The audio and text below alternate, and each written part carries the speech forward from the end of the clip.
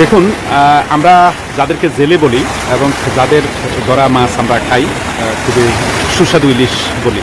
আজকে বড়ি আবহাওয়া এবং এই আবহাওয়ার কারণে আমরা অনেকে ঘর থেকে বের হচ্ছি না। মেঘনা নদী প্রচণ্ড উত্তাল।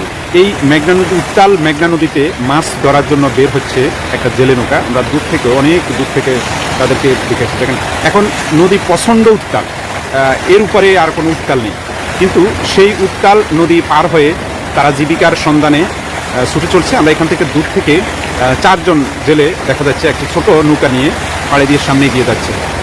একেবারে উত্তাল নদী, এর উপর আর বিক্ষুব্ধ মেঘনা কখনো হতে পারে না।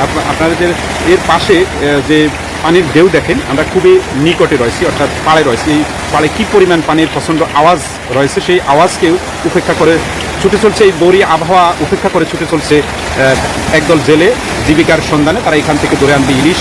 সেই ইলিশে আপনি এবং আমার পাতে উঠবে, আমরা যাকে সুস্বাদু ইলিশ বলি।